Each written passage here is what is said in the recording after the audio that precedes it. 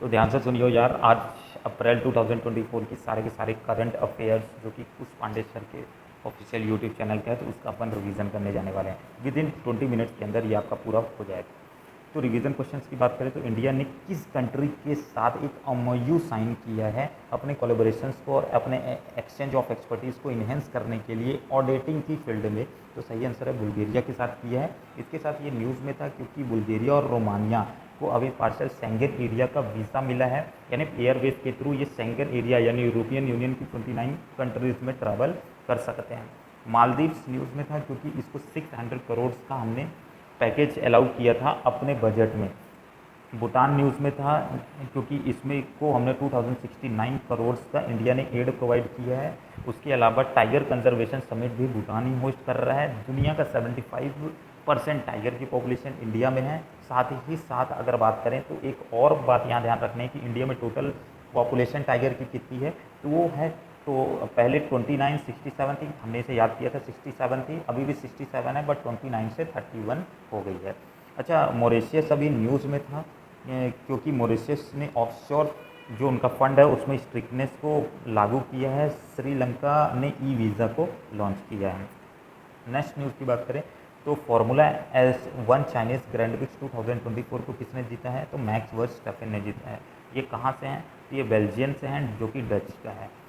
Next अगर बात करते हैं, एक और क्वेश्चन यहाँ इंपॉर्टेंट था कि यंगेस्ट एवर प्लेयर कौन बना है जिसने FIDE कैंडिडेट टूर्नामेंट टोरंटो में जो हुआ है उसमें विन जीता है, तो वो है डोमर राजू गुकेश, जो कि एक इंडियन है और ये कहाँ से हैं, तमिलनाडु से हैं। बहुत बढ़िया। ये कितने साल की उम्र में हैं, 17 साल की उम्र में। और अगर बात करें तो ये चेन्नई से हैं, सॉरी चेन्नई से हैं। डिंग लेरिन को हरा करके इन्होंने जीता है। और नेक्स्ट अच्छे से सुनना कि insurance regulatory and development authority IRDAI ने कि एज लिमिट जो पहले थी कि हेल्थ इंश्योरेंस को परचेस करने की कितनी थी, 65 ईयर्स, अब उसको बढ़ा करके कितनी कर दिया है, नो लिमिट कर दिया है, यानी अब कोई लिमिट ही नहीं है, हेल्थ इंश्योरेंस कोई भी ले सकता है। पेमेंट बैंक ने रिसेंटली लॉन्च किया है इको फ्रेंडली NCMC कार्ड को। NCMC कार्ड क्या है, नेशनल कॉमन मोबिलिटी कार्ड, जो कि एनेबल करेगा डेबिट और प्रीपेड कार्ड पर। तो इसे एयरटेल पेमेंट बैंक ने लॉन्च किया है। पेटीएम पेमेंट बैंक न्यूज़ में था क्योंकि उसने 15 मार्च के बाद उसकी सारे ऑपरेशंस पे रोक लगा दी गई है RBI द्वारा। NCMC कार्ड क्या है, एक प्रकार का मोबिलिटी कार्ड होता है। जनरली इस कार्ड के थ्रू आप मेजर पेमेंट कर सकते हो, जैसे कि मेट्रोज एरियाज में। NCMC कार्ड को किसने लिस्ट किया था भारत बिल पेमेंट सिस्टम के साथ, तो SBI ने अभी रिसेंटली लिस्ट किया था। बैंकिंग एंड फाइनेंस से क्या क्या न्यूज़ हैं, तो पहली न्यूज़ है क्लाइमेट जो चेंजेस हो रहे हैं, अगर इसका अपराइज इसी प्रकार से होता रहा तो इन्फ्लेशन बहुत तेज़ी से बढ़ेगा। ऐसा न्यूज़ है RBI बुलेटिन ने अभी रिसेंटली में रिलीज़ किया है। तो RBI के अकॉर्डिंग जो उसने इकोनॉमिक बुलेटिन में इसे रिलीज़ किया है अप्रैल में, उसके अकॉर्डिंग अगर एक्सट्रीम वेदर होता रहा इसी प्रकार से राइज, तो इन्फ्लेशन को बहुत ज़्यादा बढ़ा देगा, जियोपॉलिटिकल टेंशंस बढ़ेंगे, क्रूड ऑयल की प्राइस में बहुत ज़्यादा वॉल्यूशन देखने को मिलेगा। इंडियन मॉनेटरी पॉलिसी इसी प्रकार से कंटिन्यू अभी करने की कोशिश कर रही है डिसइन्फ्लेशन को, बट ये हायर तरीके से हिट कर सकता है। CPI करंट में कितना है, 4.85 है। WPI कितना है, 0.53 है। और IIP 5.7% है। नेक्स्ट, अच्छा, इन्फ्लेशन किस प्रकार से हिट करेगा, क्योंकि देखो अगर हीट वेव मेजरली इसी प्रकार से चलते रहा तो ये टेम्पर करेगा एक हायर प्रेशर बफर स्टॉक पे जो हमारे पास स्टोर स्टॉक है, और आने वाला स्टॉक जो रबी क्रॉप का मेजर वीट स्टॉक है उसके ऊपर हायर इन्फ्लेशन कॉज कर सकता है क्योंकि उसका प्रोडक्शन रेट घट जाएगा। रेजर पे ने लॉन्च किया है UPI स्विच, किसके साथ पार्टनरशिप करके, एयरटेल पेमेंट बैंक के साथ पार्टनरशिप करके इस UPI स्विच को लॉन्च किया है। अब UPI स्विच क्या है, ये UPI स्विच अलाउ करता है एक UPI को कि वो पर सेकेंड 10,000 ट्रांजेक्शन को हैंडल कर सकता है। इनका क्लेम है कि ये 5 गुना ज़्यादा फास्ट है UPI के कंपैरिजन में।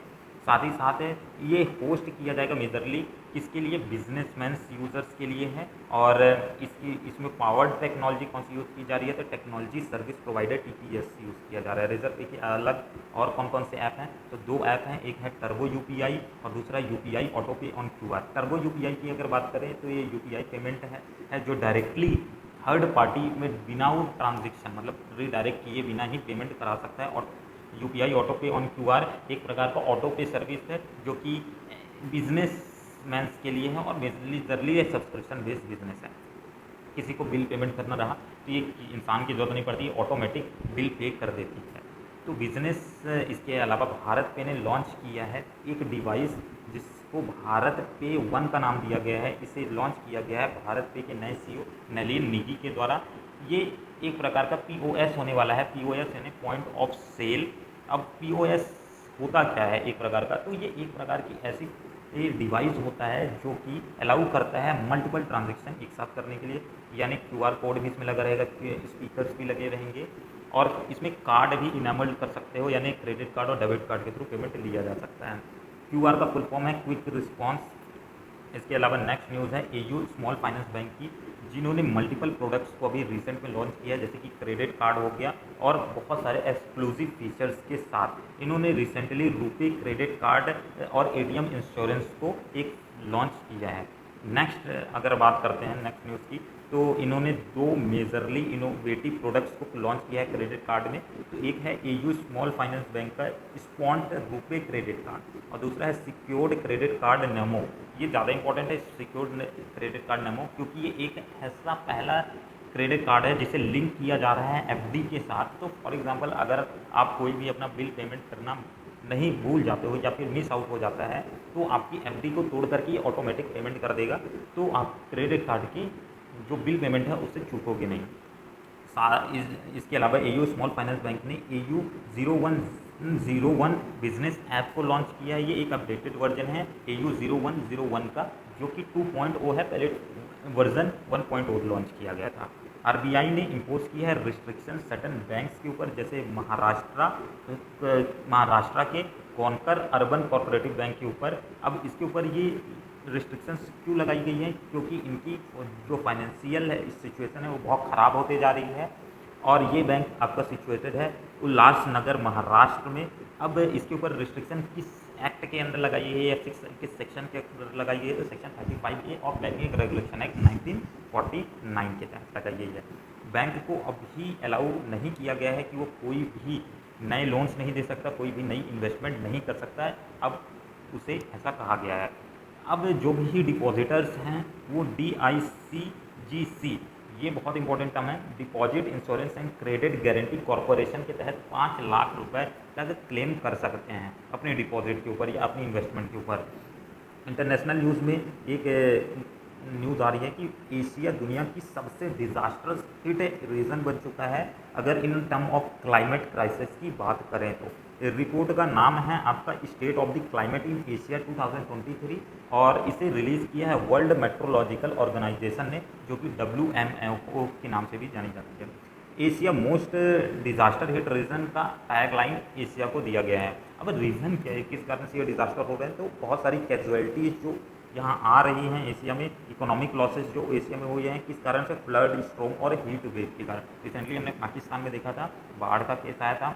उसके अलावा हमने अफगानिस्तान तरफ बहुत ज़्यादा सूखा का केस देखा था। चाइना तरफ भी बहुत ज़्यादा फ्लडिंग की भी हमने केस देखे थे। इंडिया में भी रिसेंट कुछ एरियाज़ में फ्लड आए थे।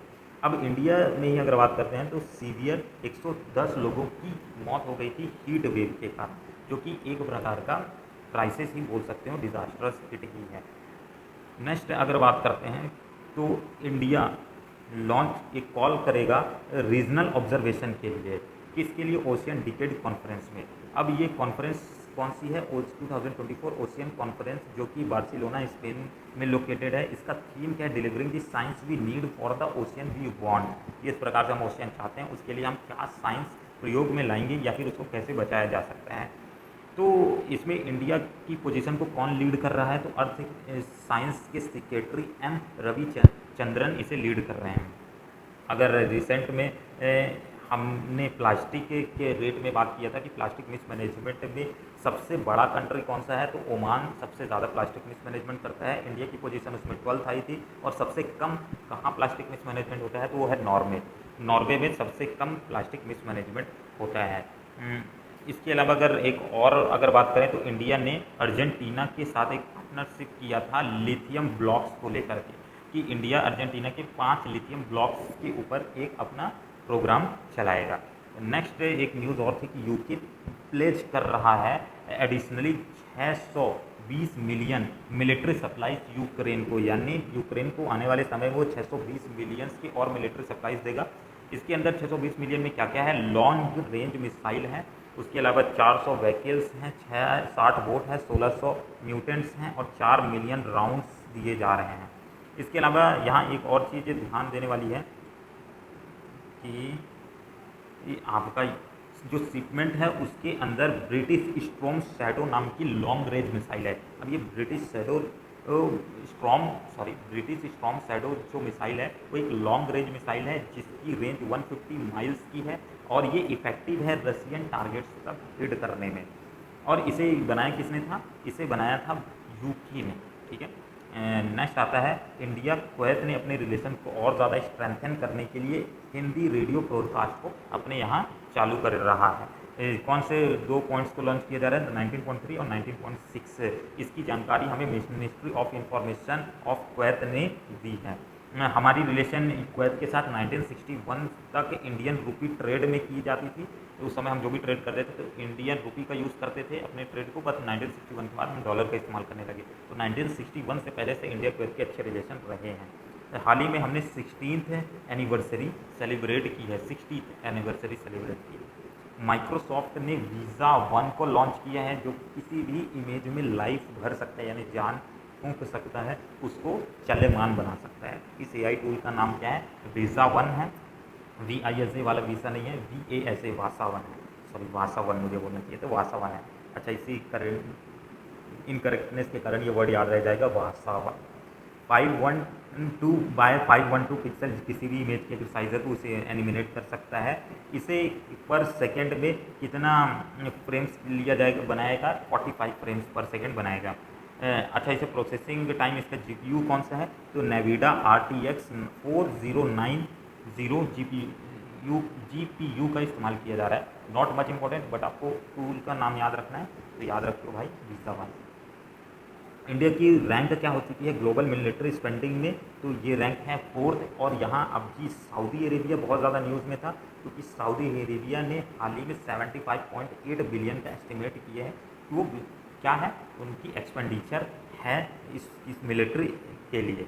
और ये सऊदी अरेबिया दुनिया का 5वां सबसे ज़्यादा मिलिट्री एक्सपेंडिचर करने वाला कंट्री बन चुका है। तो पहला कौन सा है, टॉप 10 की बात करते हैं, तो पहला है यूनाइटेड स्टेट्स 916 बिलियन के साथ, चाइना है 296 बिलियन के साथ, रशिया है 109 बिलियन के साथ, इंडिया चौथे रैंक पे है 83.6 बिलियन के साथ, सऊदी अरेबिया 75.8 बिलियन के साथ, यूनाइटेड किंगडम 74.9 बिलियन के साथ है, और जर्मनी है 66.8 बिलियन के साथ, Ukraine 64.8 billion, France 61.3 billion, Japan 50.30 billion के साथ।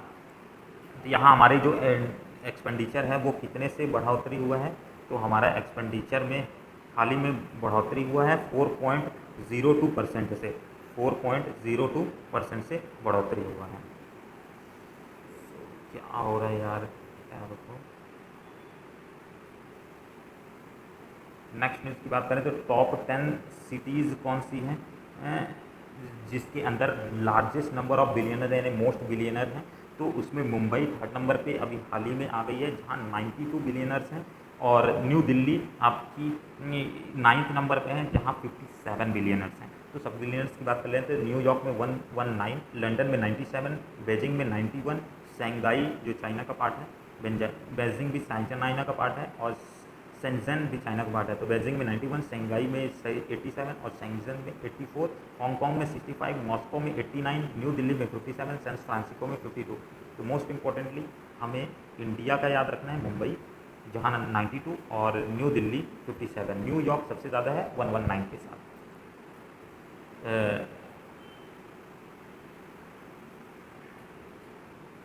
एयर इंडिया की बात करें तो एयर इंडिया की बोइंग 747 ने अपनी आखिरी उड़ान भरी थी 24 अप्रैल को। नेक्स्ट NTPC ने एक MOU साइन किया है Indus tower for green energy के साथ। अब ये किस लिए साइन किया गया है, तो ये साइन किया गया है कार्बन न्यूट्रलाइजेशन इकोनॉमी को बनाने के लिए, ठीक है। हम इसमें ग्रीन एनर्जी पे ज़्यादातर फोकस करेंगे।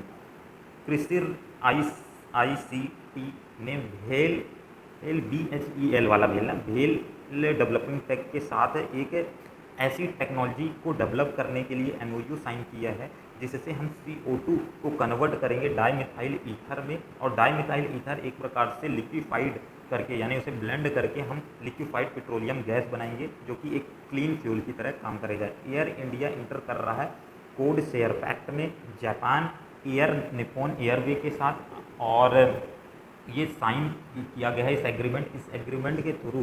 तो क्या फ़ायदा होने वाला है कि जापान की एयरलाइन और इंडिया एयरलाइन की सिंगल टिकट, मतलब उनके काउंटर से एयर इंडिया के टिकट काटे जा सकते हैं और एयर इंडिया के काउंटर से जो इनका एयरलाइन है उससे जापानीज़ एयरलाइन के टिकट काटे जा सकते हैं। तो ये एक फ़ायदे का सौदा है।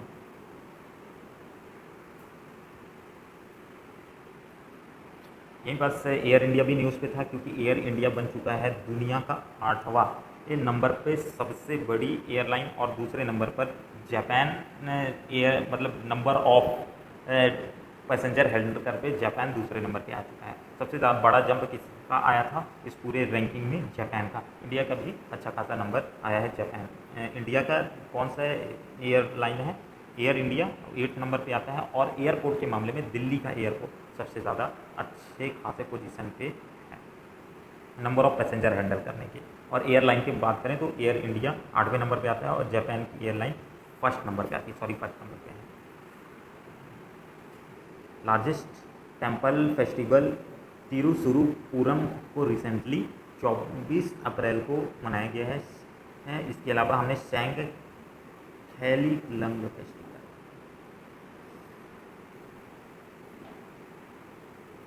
World book and copyright day का थीम क्या है? रीड योर वे, और इसे सेलिब्रेट किया गया है 24 अप्रैल को। अपॉइंटमेंट में बात करें तो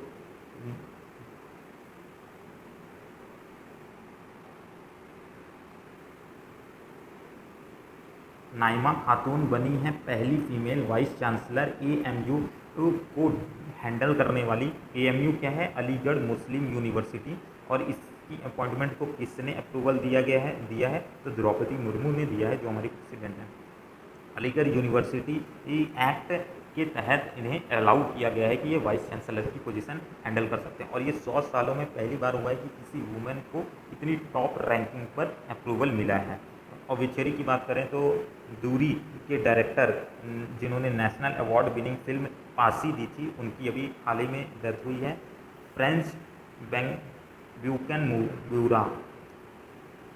बैकेनम्यूरा जो लेजेंडरी फुटबॉल प्लेयर हैं 78 ईयर की एज में इनकी डेथ हुई है, और ये कहाँ के लिए खेलते थे? जर्मनी के लिए खेलते थे। इंडिया के 2 स्टूडेंट्स को नासा अवार्ड मिला है किस फील्ड में?